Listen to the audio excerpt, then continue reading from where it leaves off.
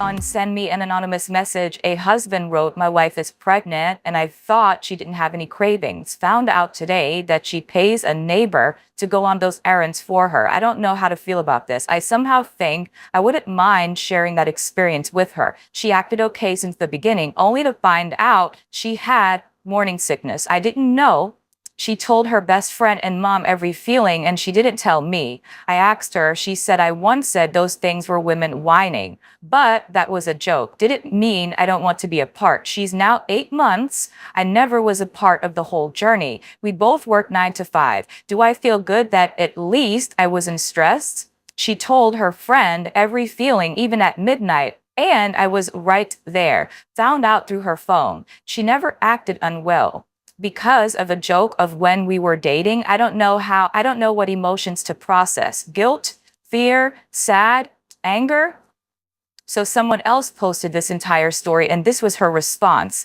"This is why I resent women who partner with useless men, because they burden other women with all the emotional and physical labor their romantic partners are meant to bear. Other women pay the price for male stupidity and incompetence." So this series is called The Dangerous Pick Me, because I believe that when women who advocate or they scream not all men and they get into the relationships with these men, they usually get in relationships with men with a community behind them. And the reason why they hold on so tight to other women while they are in these relationships with men is because they get all of their emotional comfort from that community. Everything that the man is not doing, she's actually getting from her friends and the community around her. So this is why you see a lot of the times, a lot of the content creators on TikTok, YouTube, especially the ones who are in relationships with men, they will talk to you all day about how horrible men are. They really will. But when you sit down and you kind of say, well, how do you have all this content on men being trashed, but yet you go home to one? The reason why it's easy for them to do that is because the community of women that they surround themselves with are the soft landing they need in case that man doesn't measure up or leaves them in the future. So they have to facilitate these relationships with single women to rob single women of their time, of their resources, of their energy, of their emotional availability, because they're not getting that emotional availability from the men that they are sleeping with, from the men that they are in relationships with. And this is very dangerous. It's very dangerous, one, because it's time consuming. Look at the wife in this scenario. She has her entire community picking up the slack for her husband and her child. She's pregnant and she can't even rely on her husband to grab her a bite to eat. But she has on speed dial her neighbor, her mother, her sister, all of these people who are there to assist her because this man she knows will not. So she took a joke that he said when they were first dating, and she took it to heart and she decided that she didn't want to burden him. She didn't even want to burden him, and she was walking around pregnant with his child. So a lot of the times when you do see the pick me, and the pick me is screaming to you, not all men, the reason why it's not all men is because the man that she's with doesn't get who she is fully. He gets the polished version of her. He doesn't get the girl who nags. Why would he get the girl who nags? Because the girl who nags has a community that she's nagging to. He doesn't get the girl who's insecure. He doesn't get the girl who has a lot of needs. No, because again, the woman in the relationship has a community of other women who she does all of those things to. The community of other women are the ones who she brags to, who she nags on, who she tells all of her insecurities, who she tells all of her fears. He's thinking that she's the most perfect woman on the planet, when in actuality, no, it's the community of women behind her picking up the slack. So when you heard Sheila Jeffries and other, radical feminists from, back in the day said, men need women, women need each other. This is a prime example. The pick me knows that women need other women, but she's stuck on having a man because that having a man allows her to present this fake persona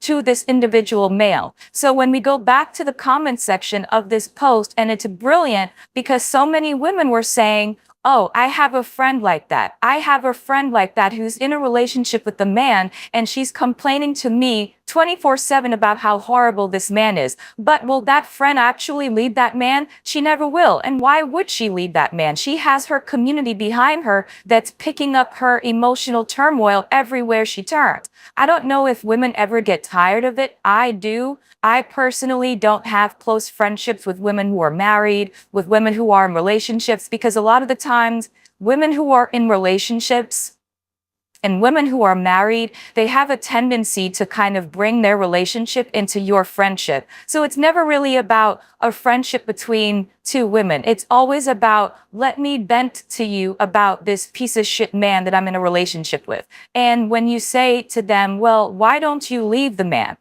Leaving the man would be too much, because if you leave the man, or if she leaves the man, then the flex is no longer there. And we said this before. Married women have to have a flex. Women in relationships have to have a flex. They have to have something to lord over the next woman to say that I'm better than you. And a lot of times that something is a man. So in the comments, she said, another person wrote, imagine being married to an imbecile who goes 8 months without noticing his pregnant wife suffers from morning sickness or has cravings. This is the gene you want to replicate? Exactly. She's walking around with this man's child and she can't even tell the man that she's having morning sickness. And he's going 8 months not thinking anything is wrong. Meanwhile, she's falling at the pieces with the community behind her, trying to hold her up through this pregnancy. And he's walking around in the clear. He said he's not stressed. There's nothing going on. If anything, she's perfect. And the only reason why she's perfect is because she has that community of women behind her to hold her up to where she can shake off the toilet situation that she's in. Because a lot of the times when you do see women in relationships with men, they vent to other women. And I always call it the toilet bowl exchange. It's like you use me as a toilet bowl. You pull down your pants and you tell me all of the shit that you're going through. And then when you're done, flushing it is you leaving the conversation and you going back to that husband or that boyfriend or that situationship, right? Another person wrote, I don't think it's a burden though. She had a community and that's a blessing. Many people would love to help others, whether the people are partnered or not. And that is too a blessing. If anything, community offends the man, which is his role issue. Community offends the man, which is his sole issue, not them for doing what is meant regardless. And someone else wrote, cause he said to her while they were dating and she still married him and fell pregnant for him. That's another point too. You already saw the red flag when you were dating. You already saw that he basically said that any complaint that comes out of a woman's mouth is whining. That should be a red flag, but it wasn't a red flag for this woman in this scenario. She decided to marry him and have a kid. And now she's suffering the consequences. Well, not really suffering, because she still has this community behind her to pick up the pieces of what she's going through emotionally. So she's not really suffering. It's kind of like a win-win. And this is why I say a lot of the time when you do see these women in relationships, they use other women as a soft landing. And this is a prime example of it. She can't really rely on her husband or her boyfriend to give her the emotional satisfaction that she needs. So she's just basically using women to get that. Another person wrote, no, she's a part of the problem, pretending everything is okay instead of communicating. I wouldn't say he's useless. That's a good point, because you don't know. Maybe if she did ask him once or twice to go to the store for her, he probably would have got up and do it. But she's trying to present herself as this perfect wife, mother, pregnant woman. And he's saying, well, nothing, there's no issue here. So she's problematic and he's also problematic, but I don't know if he's problematic for what he said to her when they were dating or what have you. Not really sure, but let's go on. Another comment is, they rather die than be unmarried. People like her shame unmarried women the most while living in misery. I don't pity her. I'm sorry. I agree. I said this before. I have a friend and we were talking the other night about Kanye's wife and how Kanye has her basically walking around the streets naked. And my friend was kind of like, why are feminists feeling sorry for her? Why are they trying to make it seem like she's upset? If she likes it, then we have to love it. Because at the end of the day, some of these married women or these women in relationships, they kind of have to like the misery a little bit. And this is why I say that the pick me is so very dangerous, because when she's miserable, she also wants for you to join her in her relationship misery. And then she'll just tell you things like, well, nobody's perfect. Men cheat. You have to accept less because, I'm accepting less. So you have to accept less with me. And men are going to be men, right? And, this is the reason why there's such an issue. But get into the comment section. Let me know what you think. This series is going to be good because we're going to shine a light on how dangerous the pick-me is. And every day we're going to read over, pick-me behavior and go through that. But yeah.